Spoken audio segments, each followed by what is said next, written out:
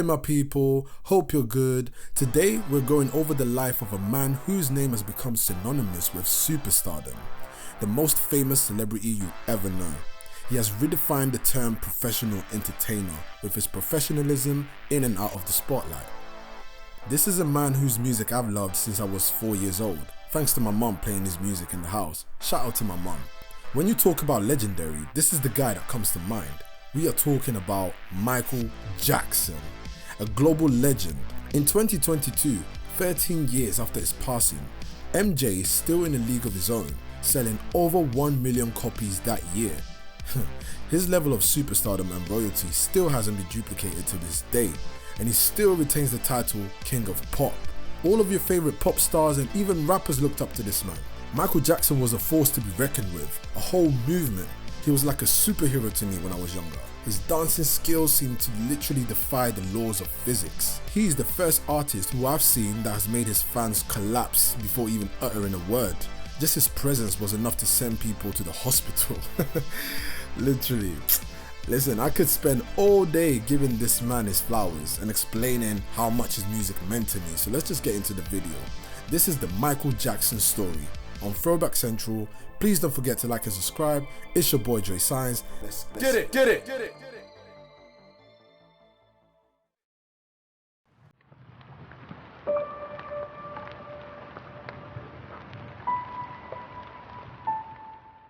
Michael Joseph Jackson was born in Gary, Indiana on the 29th of August 1958. He was the 8th of 10 children in the Jackson family, a working class African American family living in a 2-bedroom house on the ironically called Jackson Street. His mother, Katherine Jackson, was a Jehovah's Witness who played the piano. His father, Joseph Walter Jackson, commonly known as Joe, was a former boxer and a crane operator at a steel factory. He played the guitar with a local rhythm and blues band, the Falcons, to supplement the family's income. So music pretty much runs in that family. Michael grew up with 3 sisters, Ruby, Latoya, and Janet, and 5 brothers, Jackie, Tito, Jermaine, Marlon, and Randy. An additional brother, Marlon's twin, Brandon, died shortly after birth. In the early 1960s, Joe Jackson created a band called the Jackson Brothers, which originally consisted of Jackie, Tito, and Jermaine. Once Joe noticed the talent in Marlon and Michael, he added them to the group in 1964. Michael would later recall that his father told him he had a fat nose and physically and emotionally abused him during rehearsals. He recalled that Joe often sat in a chair with a belt in his hand as he and his brothers rehearsed, ready to punish any mistakes. Katherine said that although whipping came to be considered abuse, it was a common way to discipline children when Michael was growing up. And this is actually true because in the black community, specifically the African community, that was considered discipline. I never got whipped though, just a few smacks here and there, nothing major. Later, in 1965, Michael replaced Jermaine in doing lead vocals and the Jackson 5 was officially born. In 1965, the group won a talent show. With Joe Jackson as the group manager, they began touring the Midwest, performing in several small black nightclubs. They opened for acts such as Sam and Dave, the OJs, Gladys Knight, and Etta James. The Jackson 5 also performed at clubs and cocktail lounges, where striptease shows were featured, exposing the poor young boys to grown, naked women. Sheesh. As time went, the Jackson 5 recorded several songs for a Gary record label, Steeltown Records. Their first single, Big Boy, was released in 1968. Bobby Taylor of Bobby Taylor and the Vancouvers brought the Jackson 5 to Motown after they opened for Taylor at Chicago's Regal Theatre in 1968.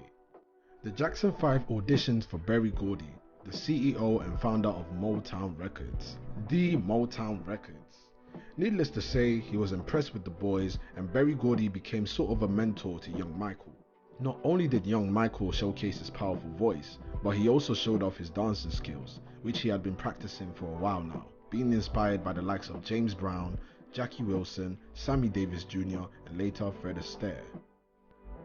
After signing with Motown, the Jackson family relocated to Los Angeles in the Encino area, now able to afford a bigger house for the big family with the advance money they received. Most of their neighbors gave them weird looks as they moved into their house because they weren't used to seeing black people living in that part of town. That's crazy. Nothing ever changes. Unfortunately, the white neighbors who were friendly towards the Jacksons would be called the N-word lovers. Around this time, young Michael would increasingly become unhappy as he felt that he wasn't having a normal childhood. Not being able to play outside like a normal kid, but instead having to work all the time. In his 1988 biography, Moonwalker, Michael recalls this studio that had a window overlooking a playground. He would watch the other kids with tears rolling down his face because he wasn't able to join them. Anyway, in 1969, Motown executives decided that Diana Ross should be the one to introduce the Jackson 5 to the public, as she was already a big star at the time.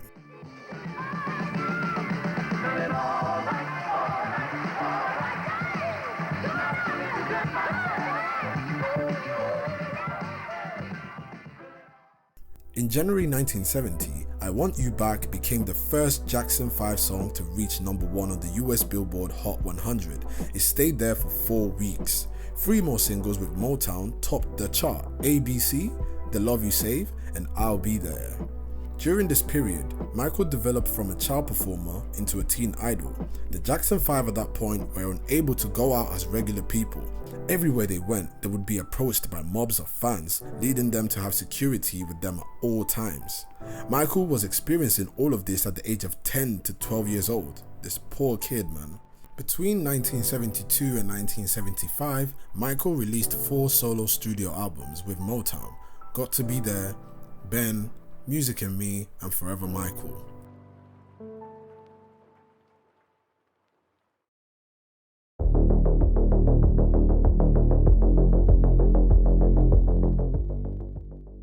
In 1975, the Jackson 5 left Motown and signed with Epic Records because they only received a 2.7% royalty rate for each record sold.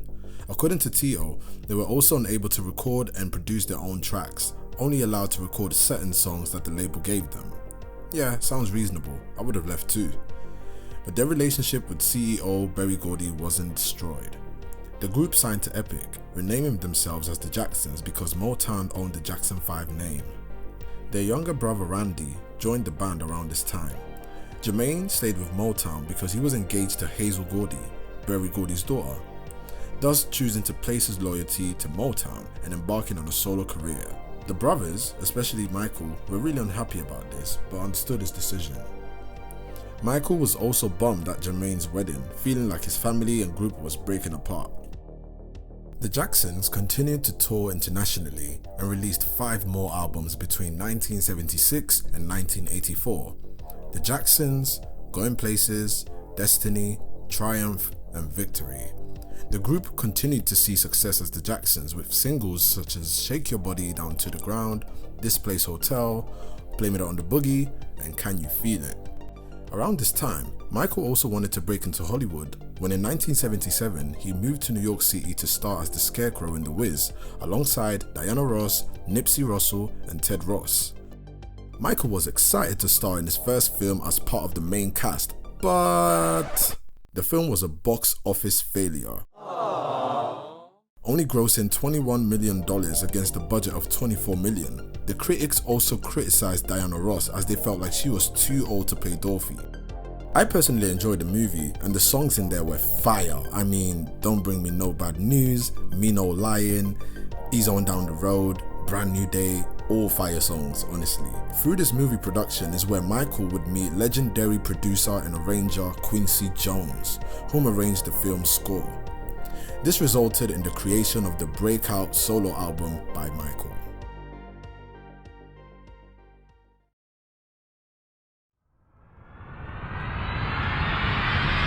I wanna rock with you, I wanna groove with you.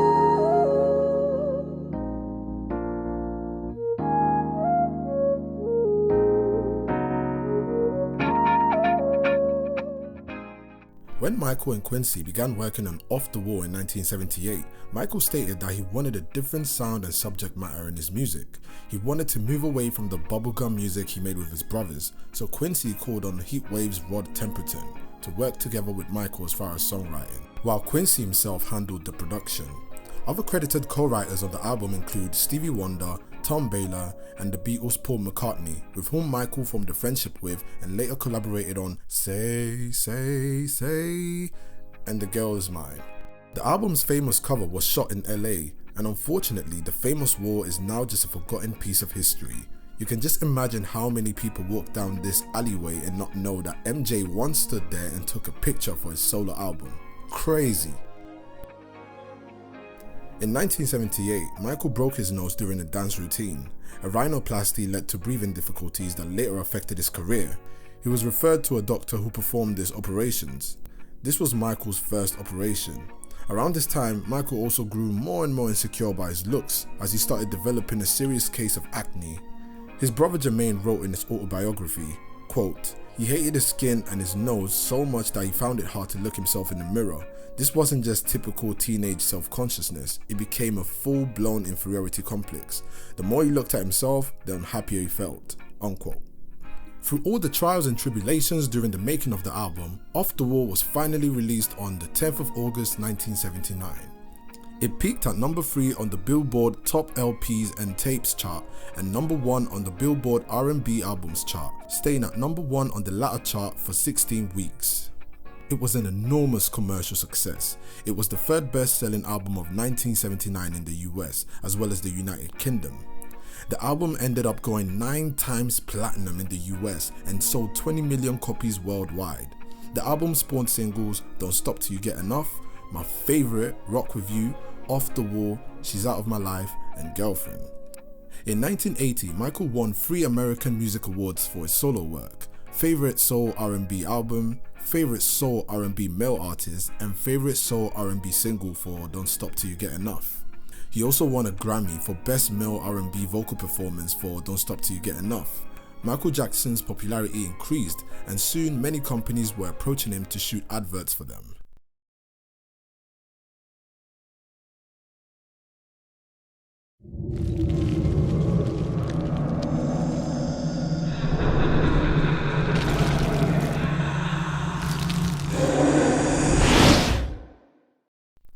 After the success of Off the Wall, Michael set his sights on even bigger targets. He felt robbed by the Grammys for not winning Album of the Year and was frustrated that the Rolling Stone magazine did not run a cover story on Michael Jackson. For those who don't know, appearing on the cover of the Rolling Stone magazine was a huge deal, as it put an artist in front of millions of music lovers, and the magazines were trusted by music consumers for pushing the best artists. Anyway, Michael felt the racism that was still going on in the music industry. MTV were not playing any black artists at the time, the Grammys snubbed black artists, and the Rolling Stone magazine did not put any black artists on their covers. About the situation, Michael said, "I've been told over and over that black artists on magazines do not sell copies. Oh, but you just wait. Someday they will be begging me, a black artist, to give them an interview. Maybe I will, maybe I won't. We'll see." Gotta love Michael's cheekiness. Michael wanted his next album to only have killer tracks, where each song on the album could be a potential standalone single. He was annoyed that most albums had 1 or 2 hits and the rest were the B-side of an album, saying, "Why can't every song on the album be a hit?" That was the purpose of this album. To make this a reality, Michael reunited with Off the Wall producer Quincy Jones and songwriter Rob Temperton. They worked together on 30 songs, 9 of which were included on the album. It's crazy how only 9 songs were deemed good enough for Michael to include on this album, especially after hearing some of the leftover songs that were meant to be on this album. Thriller could have been even more epic than it already is. That's crazy. Fun fact, when Rod Temperton wrote the song Thriller, he wanted to call it Starlight, but settled on Thriller because he felt that the name had merchandising potential. Here is the demo version of the song.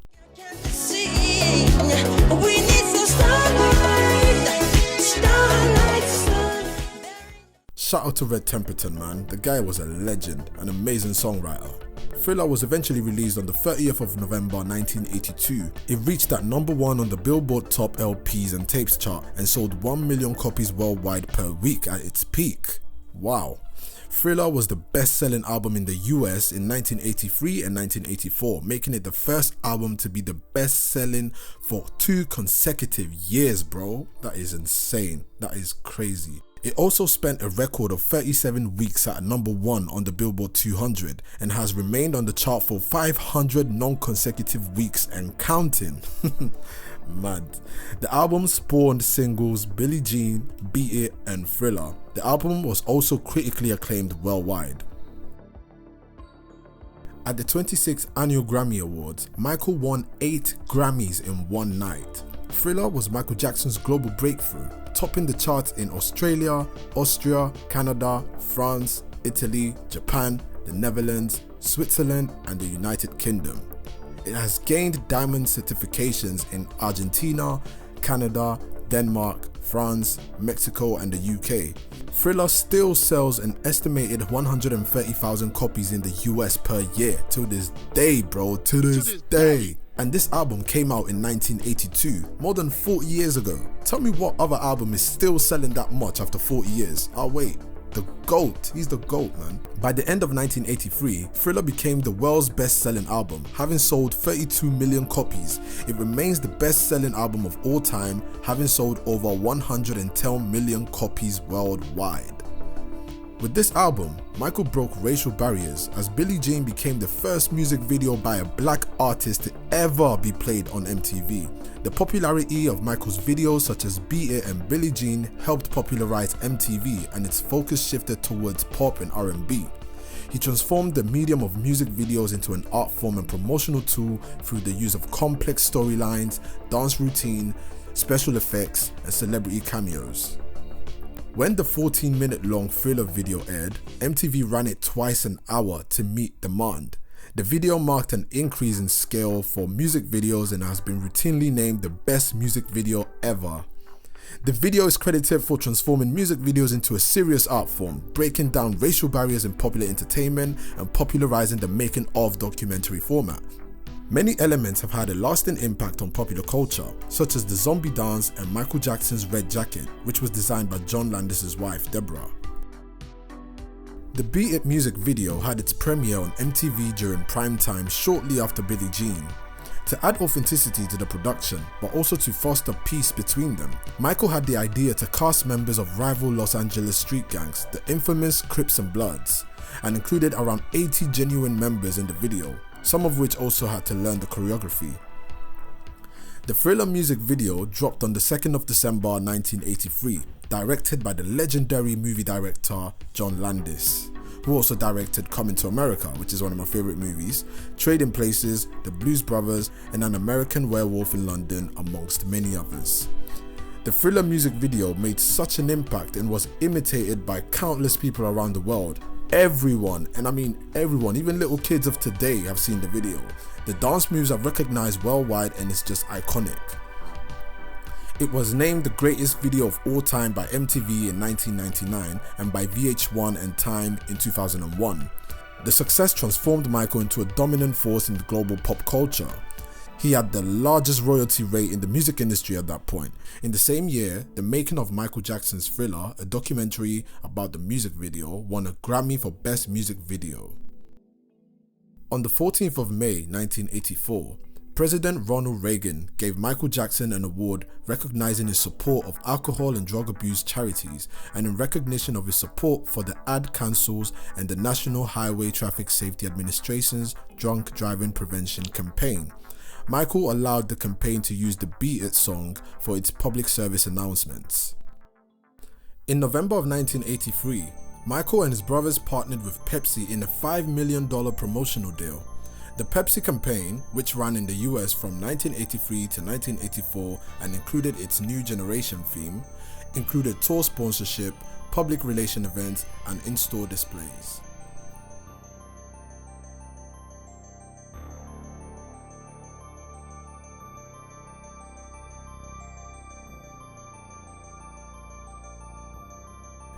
In January of 1984, Michael and his brothers were shooting another commercial for Pepsi, where pyrotechnics were set off too early, causing them to accidentally set fire to Michael's hair as he was in close proximity.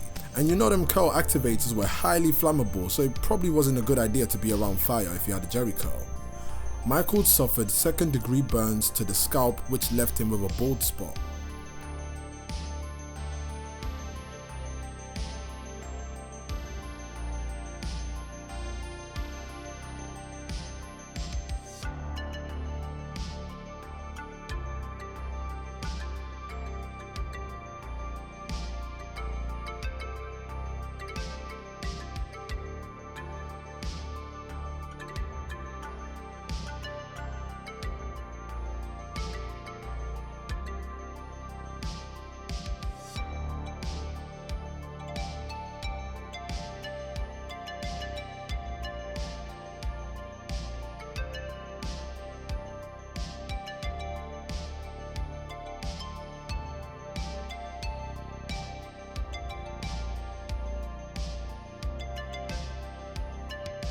From what I saw, Michael was coming down from the riser, the explosion went off, and it seemed like a little bit of it brushed the back of his neck, and then from there he didn't realize it was going up the back of his neck, and then he started spinning, and then it started spreading, and then he was tackled by his brothers and friends.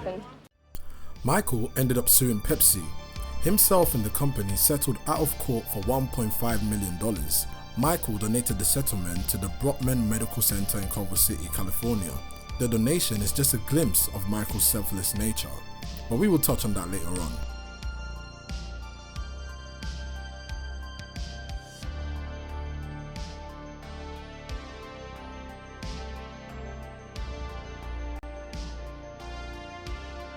Shortly after that, Michael embarked on the Victory Tour in 1984, which ran from July to December of 1984. The tour was a success, grossing over $75 million, which is the equivalent of $219 million today.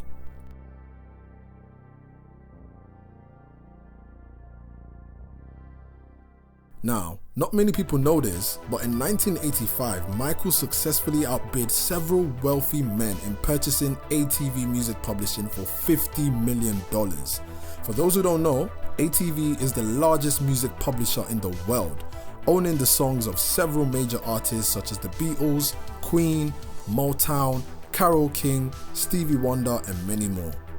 Meaning that Michael had the power to lend their songs for adverts, sync in movies or TV shows for a fee, or just get a fraction of the profit made from these artists. Absolute boss moves. Honestly, I feel like this is not talked about enough.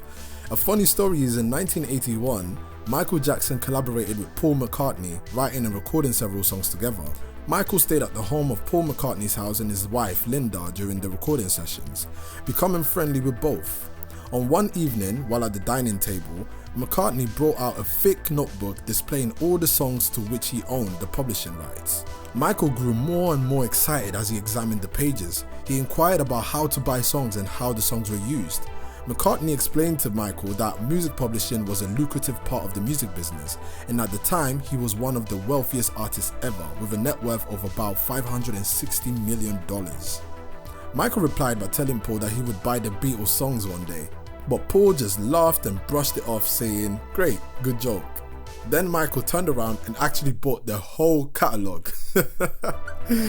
That's crazy. Nah, Michael, bro, he moved in silence. It actually kind of fell apart a little bit later because he was talking to me and asking my business advice. And one of the things I said to him was, think about getting into music publishing. And then he looked at me kind of, I thought he was joking, he said, "I'm going to get yours." Oh, yeah. So, you know, I kind of thought, oh, you. I suppose Michael knew I was trying to sort of get control of him, and I kind of thought he was joking. I used to work with him, and he'd say, "I'm going to get your records, you know. I'm going to get your songs. I'm going to buy your songs. I'm going to buy your songs, you know." And I went, "Yeah, great, you know, good one," and we just carried on. And then a few weeks after that, he said, "I'm going to buy your songs." I thought, well, it's a bit of an old joke by now, but very funny. All right, you know. And I still thought he was kidding, you know. But it turned out to be true. And and just a few weeks later, just somebody rang me up and said, "Michael Jackson's bought Northern Songs." Now, after the purchase, Paul was upset by this and it soured his relationship with Michael. Apparently, Michael Jackson wasn't too fazed by Paul being upset, as it was just good business. Michael stated, quote, "If he didn't want to invest $50 million in his own songs, then he shouldn't come crying to me now." Ooh, that man did not care, fam. Once again, I don't blame him. Paul didn't expect a black man to own and make money off the beloved Beatles, but it is what it is.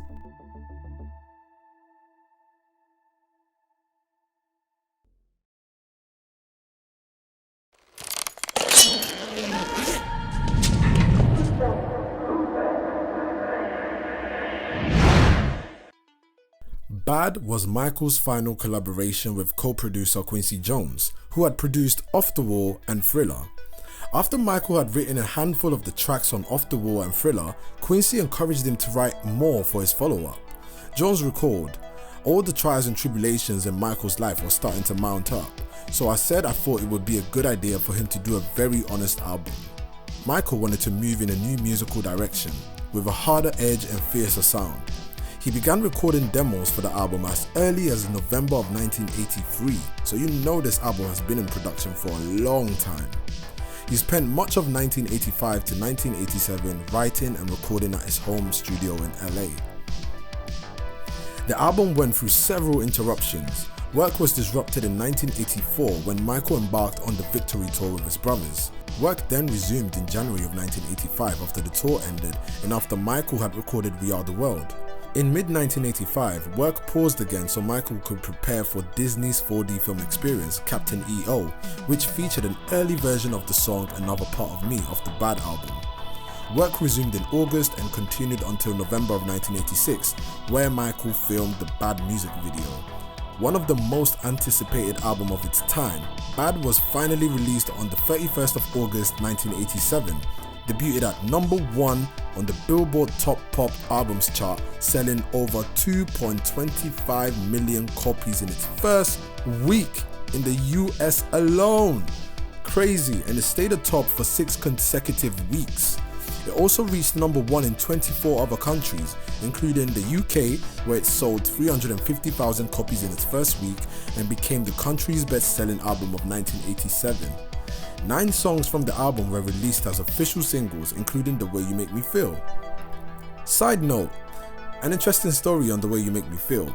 According to close sources to Michael, he had a thing for the leading lady of the music video, Tatiana. Turns out she also had a little crush on him too, but Mike wanted to keep things professional and not mix business with pleasure. While on tour, they would reenact the music video premise, with Michael pursuing her. However, on one show she couldn't hold herself and actually kissed Michael on stage in front of millions. This absolutely pissed off Michael's manager, Frank DeLeo, who fired her on the spot, and Tatiana's role was replaced by a different girl for the rest of the tour. Wow. In Joe Jackson's book, published in 2004, Joe recalls Michael Jackson's relationship with Tatiana.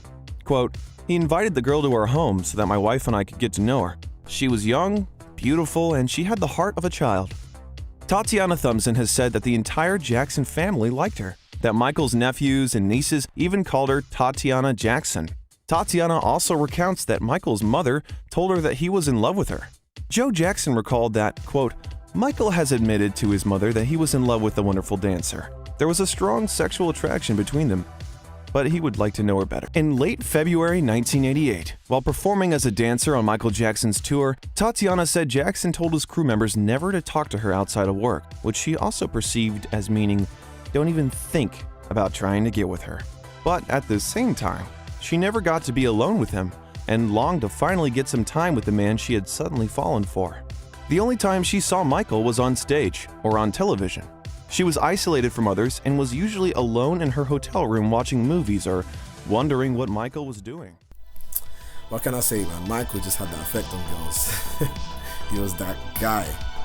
The album was also promoted with the film Moonwalker, which included the music videos of songs from the album, including Speed Demon, Leave Me Alone, Man in the Mirror, and Smooth Criminal. The Bad World Tour ran from September of 1987 to January of 1989. The World Tour had 14 sellouts and drew 570,000 people, nearly tripling the previous record for a single tour. Whew. The 504,000 people who attended 7 sold-out shows at Wembley Stadium set a new Guinness World Record. Around this time, Michael also got involved in some property ownership when in March of 1988 he purchased 2,700 acres of land in California to build a new home, the Neverland Ranch. The purchase came at a cost of $17 million. He installed a Ferris wheel, a carousel, a movie theatre and a zoo. A security staff of 40 people patrolled the grounds.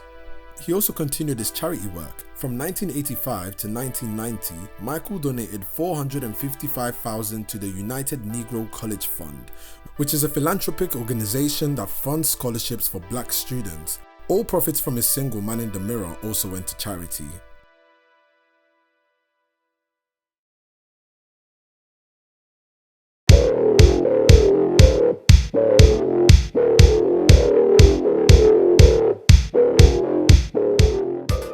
After the success of his 7th album, Bad, Michael wanted more independence and control over the creative process, so he separated himself from longtime producer Quincy Jones to avoid the perception that his success only depended on him.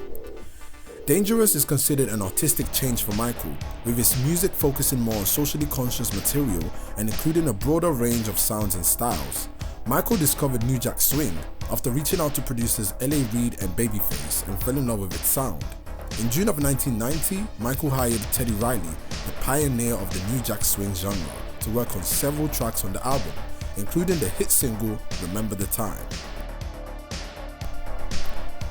Dangerous was eventually released in November of 1991, debuting at number 1 on the US Billboard Top Pop Albums chart and in 13 other countries, selling over 5 million copies worldwide in its first week, and went on to be the best-selling album worldwide of 1992.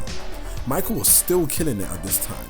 The album spawned 9 singles, which were Black or White, Remember the Time, In the Closet, Jam, Who Is It, Heal the World, Give In to Me, Will You Be There, and Gone Too Soon, which was dedicated to the memory of Michael's friend Ryan White, a teenager from Indiana who came to national attention after being expelled from his school for having AIDS.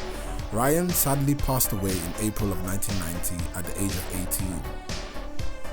After the release of the album, Michael embarked on the Dangerous World Tour, which ran between June of 1992 and November of 1993, grossing over $100 million and performing in front of 3.5 million people in 70 concerts. His concert in Bucharest was the most viewed concert out of the whole tour. It even came out on DVD, and I see why. The performances, the dancing, the track list, everything was flawless. I even still have the DVD to this day. Like, I watch it every now and then. It's amazing. It's impeccable. I recommend it to anyone who hasn't watched it. But are you really a fan if you haven't watched it yet? Anyway, you better check it out after you're done with this video though. In January of 1993, Michael performed at the Super Bowl halftime show. The NFL was looking for a big name artist to keep their ratings high during the halftime following the decline in audience figures. It was the first Super Bowl whose halftime performance drew greater audience figures than the actual game. That's insane. The month after, Michael gave a 90-minute interview with Oprah Winfrey on the 10th of February 1993, where he spoke of his childhood abuse at the hands of his father. He believed he had missed out on much of his childhood and said that he would often cry from loneliness. He also denied tabloid rumors that he had bought the bones of the Elephant Man, slept in a hyperbaric oxygen chamber or bleached his skin, and stated for the first time that he had vitiligo. He was still the biggest artist at the time, but of course, with the highs comes a lot of lows too.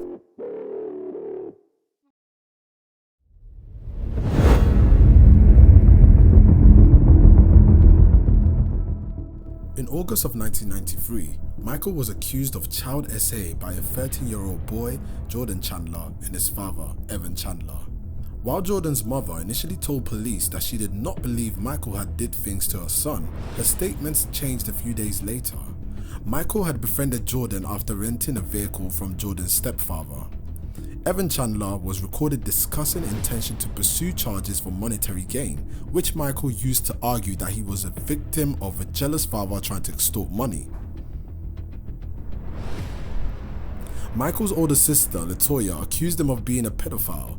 By this point, LaToya was estranged from the Jackson family, and following her statements, the Jackson family disowned her. She later retracted this, saying she had been forced into it by her abusive husband, who was known to assault her on several occasions. She later showed full support to her brother Michael, saying that she stands by him 1000%. I am shaking my head at LaToya, because even if your white husband tells you to do something like this, you don't go against family like that. For what? It just shows that she was weak in every sense of the word. Bombastic side-eye to her, man. However, Michael would end up forgiving her a few years later. Police raided Michael's home in August and found no incriminating evidence. Jordan Chandler gave police a description of Michael's genitals. A strip search was made in which the FBI asked Michael to undress and let them take pictures of his genitals for evidence. The jurors felt the description was not a match. On the 21st of August of that year, a search warrant was issued, allowing the police to search Neverland Ranch. Police questioned 30 children who were friends of Michael. All stated that he was not a child predator. The police also began an investigation into Evan Chandler for extortion, finding that he was $68,400 behind in his child support payments despite being a well-paid dentist. This brought to light a motive for him wanting to extort Michael for money. This man is going to be humiliated beyond belief. He will not believe it. He will not believe what's going to happen to him. Beyond his worst nightmares. Sell one more record. This attorney I found, I interviewed several, and I picked the nastiest son of a bitch I could find. Once I make that phone call, this guy is just going to destroy everybody in sight. Any devious, nasty, cruel way that he can do it. And I've given him full authority to do that. It'll be a massacre if I don't get what I want. If I go through with this, I win big time. I will get everything I want, and they will be destroyed forever. They will be destroyed. June is going to lose Jordy. She will have no right to ever see him again. Yeah. That's a fact, Dave. That's what's going to happen. Michael's career will be over. Does that help Jordy? Michael's career will be over. And does that help Jordy? That's irrelevant to me. The police never pressed criminal charges against Michael, citing a lack of evidence without Jordan's testimony. The state closed its investigation on September 22nd, 1994. During this time, Michael had been taking painkillers for his reconstructive scalp surgeries, which were administered due to the Pepsi commercial accident in 1984, and became dependent on those to cope with the stress of the SA allegations. On November 12 of 1993, Michael cancelled the remainder of the Dangerous World Tour due to health problems, stress from the allegations, and painkiller addiction. He began taking painkillers, Valium and Xanax to deal with the stress of the allegations. He even stopped eating altogether, causing his health to further decline. The allegation affected his public image, and several of his endorsement deals were cancelled, including his decade-long Pepsi endorsement, which Michael continued to work with after the Pepsi incident in 1984. Michael was stressed during this period. As you can see from this video, he looked malnourished and thinner than usual, like he hadn't slept or eaten for days.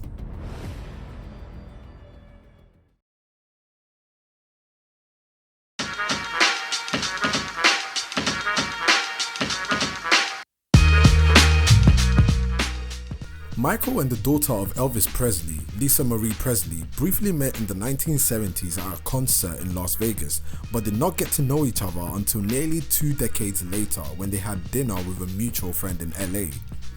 Michael and Lisa quickly became friends and often talked on the phone, but their relationship did not progress beyond that right away. Lisa Marie was separated but legally still married to her then husband. During the SA allegations, Michael turned to Lisa Marie for support amid the investigations and proposed to her over the phone later that year. They then got married just 20 days after Lisa Marie's divorce was finalized. Whoa. Yeah, they move quite fast, but all these celebrities do. From there, the newlyweds flaunted their union all over town, most famously kissing on stage at the MTV Video Music Awards in September of 1994. Behind closed doors, however, they were struggling, in part due to Michael's addiction to the painkillers I had mentioned previously. By December of 1995, Michael and Lisa were done.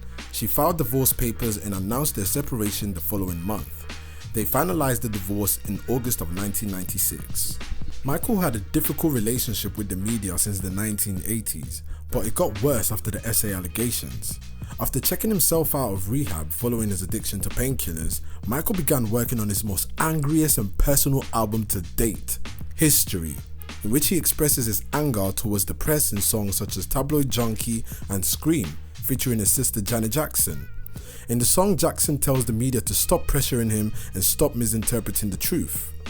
This theme had been explored by Michael before in the song Leave Me Alone, but Scream is more angry and straightforward, with Michael even dropping the F-bomb in the song. Scream was a worldwide hit and broke the record as the most expensive video ever made for its time, costing a total of $7 million for production costs and visual effects. In 1996, the Scream music video earned Michael a Grammy for the best music video, and I'm not surprised because the video, especially for its time, was very innovative and unique. Not to mention the choreography and the dance break with Janet, just incredible.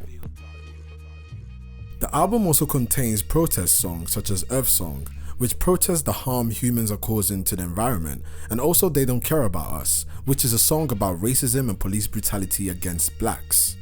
Of course, Michael was criticized for the lyrics in that song, accused of promoting anti-Semitism, which was BS by the way, because those accusations just kind of came and went, they didn't really stick. The album also contained the super smash hit ballad You Are Not Alone, written by R. Kelly. History was released in June of 1995, being another success. It debuted at number 1 on the Billboard 200 and top R&B/hip hop albums chart, selling over 391,000 copies in its first week. Michael promoted History with the History World Tour, which ran from September 7th, 1996 to October 15th of 1997. He performed 82 concerts in 5 continents, 35 countries and 58 cities to over 4.5 million fans, being his most attended tour. It grossed $165 million. During the tour in Sydney, Australia, Michael married Debbie Rowe, a dermatologist assistant who was 6 months pregnant with his first child. Remember Arnold Klein? The dermatologist that diagnosed Michael with lupus and vitiligo back in the 80s? Yeah, Debbie was his assistant, so that's where they originally met. Michael Joseph Jackson Jr., commonly known as Prince, was born on the 13th of February 1997. His sister, Paris Michael Catherine Jackson, was born on the 3rd of April 1998. Now, this is where I, as a super fan of Michael, had to side-eye him as well a little bit, because Michael claimed those kids as his own, which is impossible because those were white kids.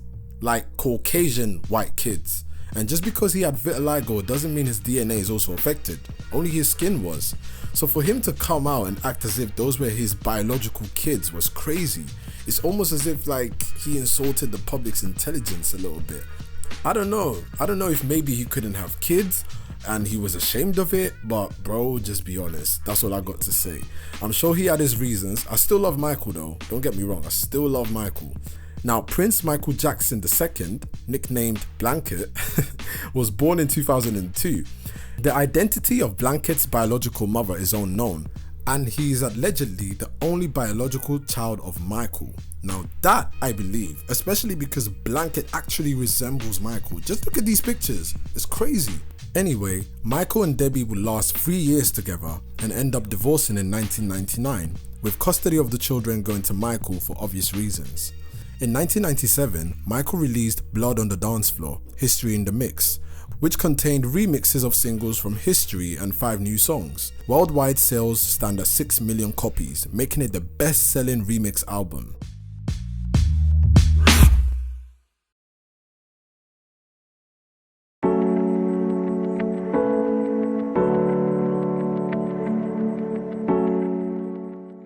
From October 1997 to September 2001, Michael worked on his 10th solo album, Invincible, which cost $30 million to record.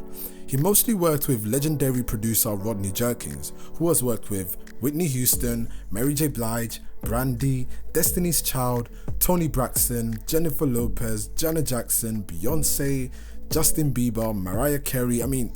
I could go on and on. The guy has worked and produced for almost everybody. Rodney stated that Michael was looking to record material in a different musical direction than his previous work, describing the new direction as edgier. Michael wrote and co-produced the album. Aside from Rodney Jerkins, the album featured production by Teddy Riley, making it the 3rd collaboration after Dangerous and Blood on the Dance Floor, Andre Harris, Babyface, R. Kelly, and more. Michael wanted Invincible to be his last album at Sony because he was looking for a more lucrative deal elsewhere.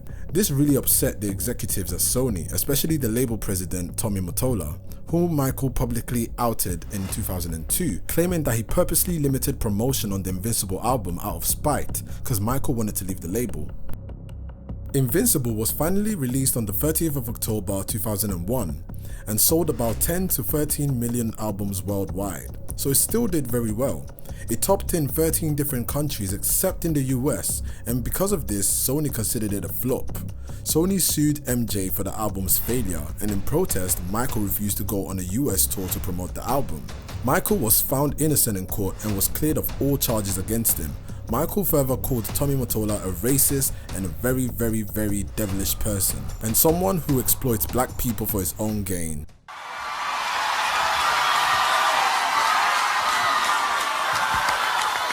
I've generated several $billion for Sony. Several billion. And they really thought that my mind is always on music and dancing, and it usually is, but they never thought that this performer, myself, would outthink them. Yeah!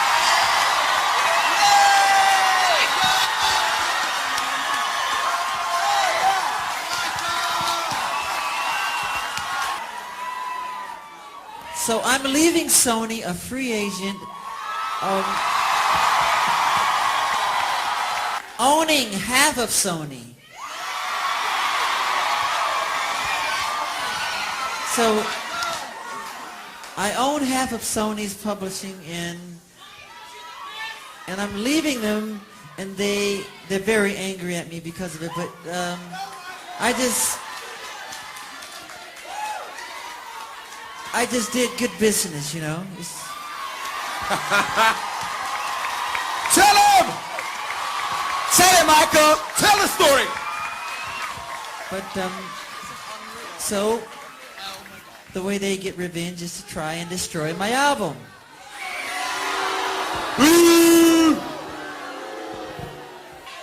Thank you. I love Unbreakable. You know, and Tommy Mottola is a devil. Respect!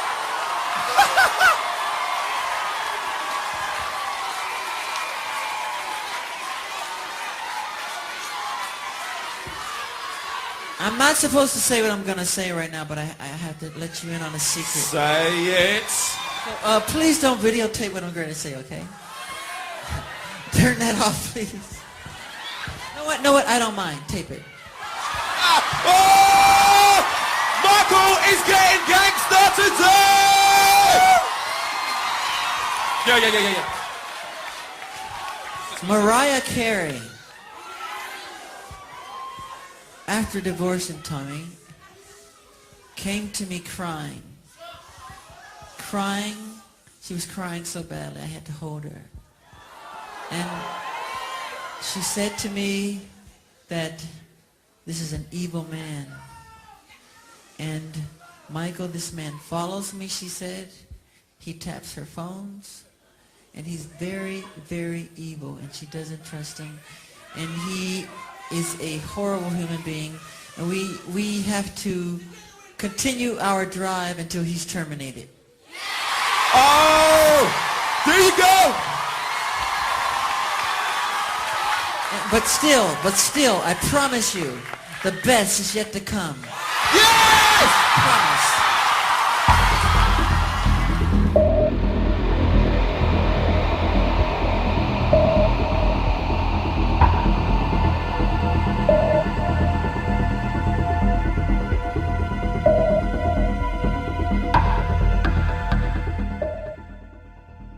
In 2000, the child cancer patient Gavin Arvizo was introduced to Michael by the businessman and comedian Jamie Masada.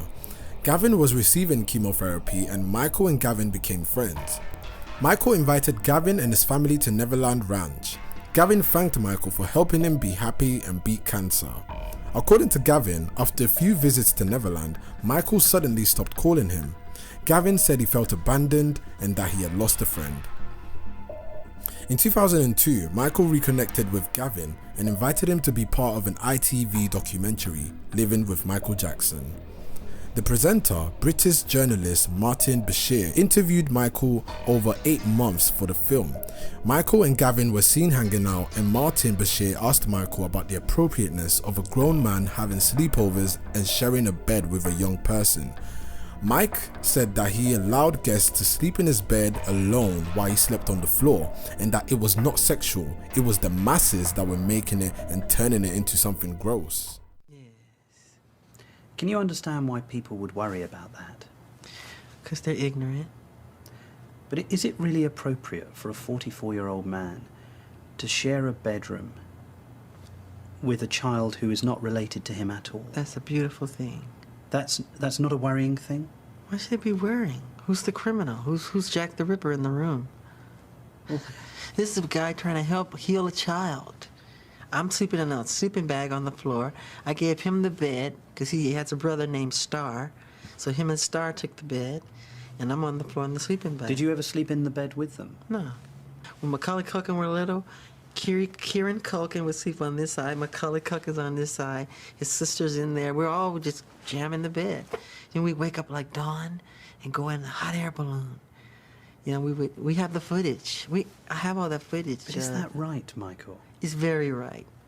It's very loving. That's what the world needs now.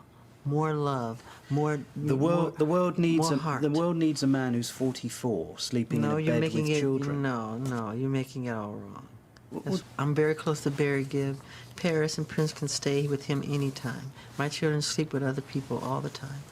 And you're happy with that? I'm fine with it. They're honest. They're sweet people. They're not Jack the Ripper. I suppose the problem for many people is what happened in 1993, or what didn't happen. What didn't happen. Oh. But how did you feel about what was being said? I'm not asking you to talk about what was said. I was shocked because God knows in my heart how much I adore children. But isn't that precisely the problem? That when you actually invite children into your bed, you never know what's going to happen. But when you say bed, you're thinking sexual. They make that sexual. It's not sexual. But we're going to sleep. I tuck them in. I put a little music on, and do a little storytelling. I read a book. It's very sweet. Put the fireplace on. Give them hot milk. You know, we have little cookies. It's very charming. Very sweet. Sure. It's what the whole world should do. Michael entrusted Martin with this documentary to show the real Michael Jackson and how he lived, but Martin edited the documentary in such a way to make it look like he was a child predator and a weirdo, thus leaving Michael to feel betrayed by Martin. Martin did the same thing when he interviewed Princess Diana back in 1995. He is known for spinning narratives to make the interviewee look bad. Today, he is a disgraced journalist that can't even get work. Unfortunately for Michael, the interview triggered another investigation into Michael, and he was charged for essay against Gavin, a conspiracy of extortion and child abduction. What? That is insane. Like, that doesn't even make sense. But anyways, these charges are just laughable, honestly. The trial spanned approximately 4 months, beginning with jury selection that began on January 31st, 2005. Actor Macaulay Culkin and his brother testified in favor of Michael, stating that they too have spent time at Neverland and nothing sexual ever happened. It was just endless fun. Michael appeared in court several times with support from his family and fans. Michael was acquitted on all counts on June 13th, 2005 and never returned to Neverland Ranch. He said, "F them kids." The trial was a big financial burden for him, and he had to pay a lot of money for lawyers. But with Neverland Ranch behind him, that was another chapter closed.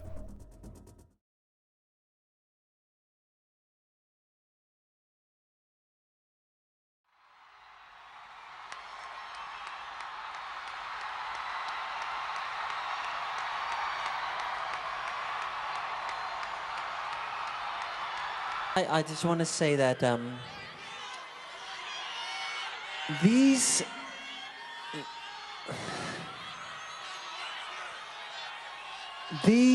will be my final show performances in London.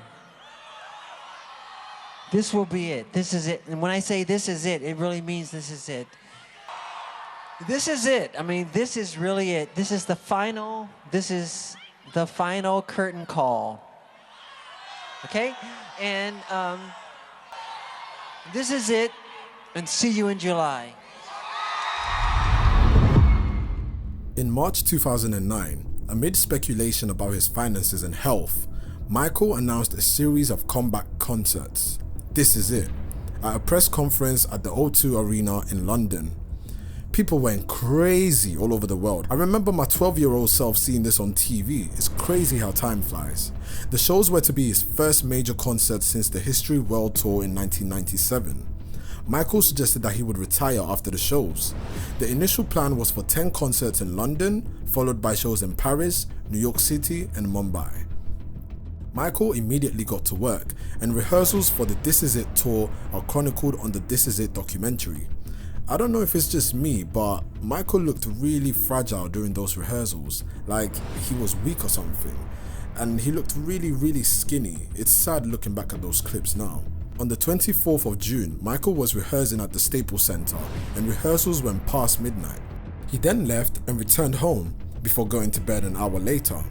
However, he was unable to sleep. At 10:40 a.m. the next day, Michael was still not asleep.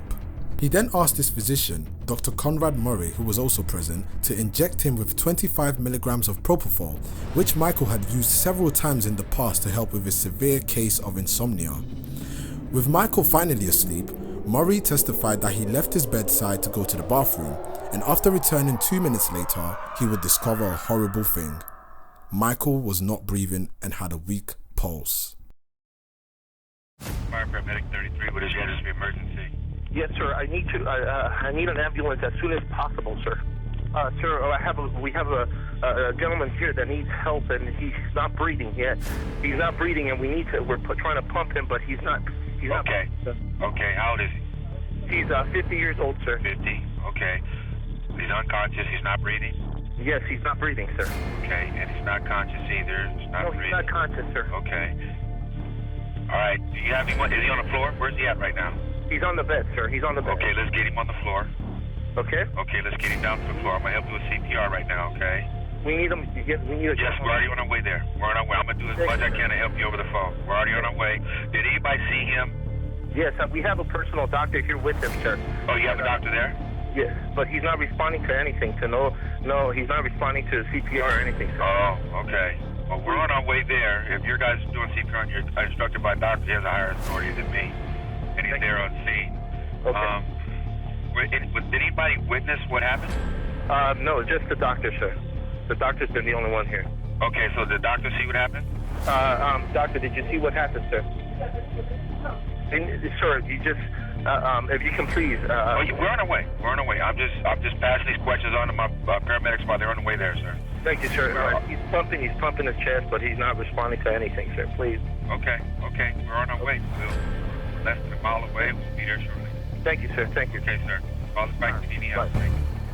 Conrad Murray immediately administered CPR, but to no avail, and then called the paramedics at 12:22 p.m.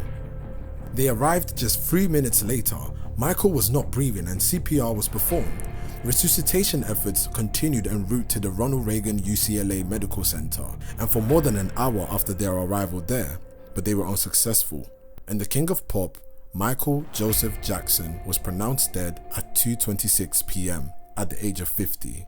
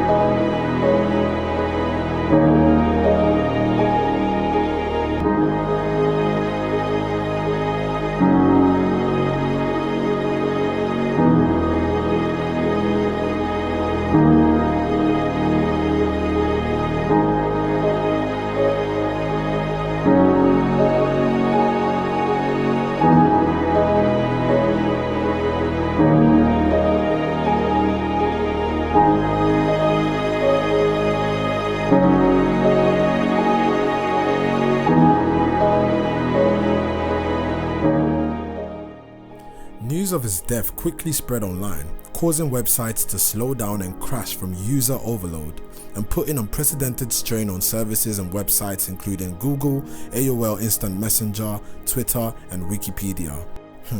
I remember it like it was yesterday. I was in bed, it was nighttime because Italy is 9 hours ahead of LA. My sister was like, Michael Jackson just died. I remember my heart sinking down to my stomach. I instantly jumped out of bed, went to the living room, turned on the computer and went on Wikipedia to see if it was true.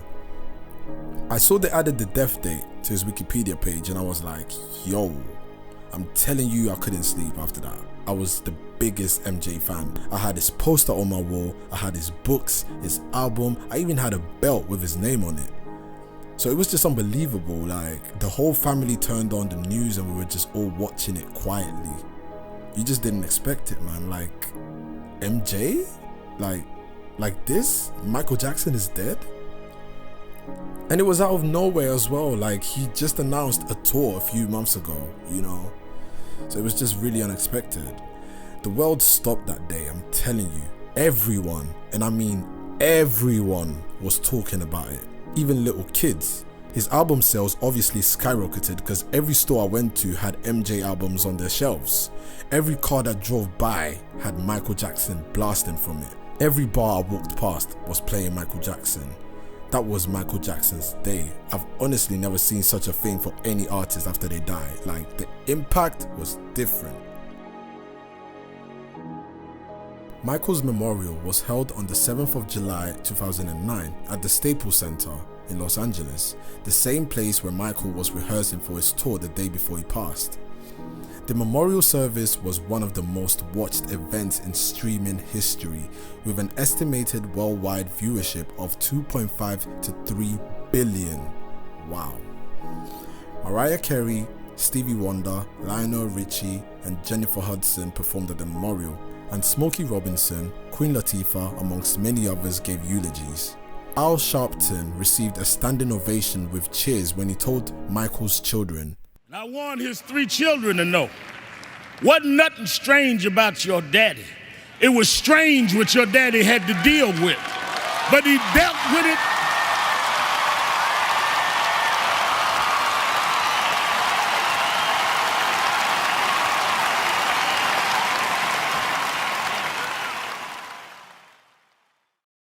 Michael's 11-year-old daughter Paris spoke publicly for the first time and wept as she addressed the crowd.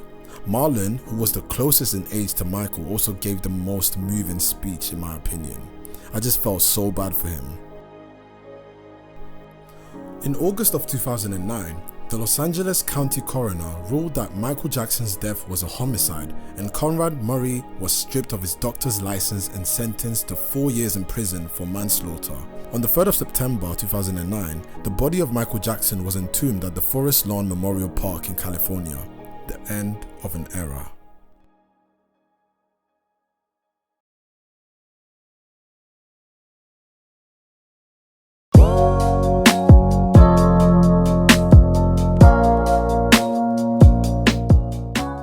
Michael was really one of a kind. I doubt we will ever see another artist like him in our lifetime. The dedication to his career, the passion, the love for music and his fans, this will never be seen again. He's the only artist I know that is widely known from little kids all the way to old people. He's been in the spotlight for over 40 years, the most famous entertainer ever, and with good reason. As such a big artist, he has endured so much, the public humiliation, the media scrutiny, and just the general backlash. But I guess that's just how the industry works. The bigger the artist, the bigger the target, and the more people will come for you. He was such a thoughtful and selfless human being that many people in the world misunderstood him and how he viewed things, thus making him very, very lonely. He was indeed a shining light. He made an enormous impact on the world, and though he is physically gone, his music will live on forever.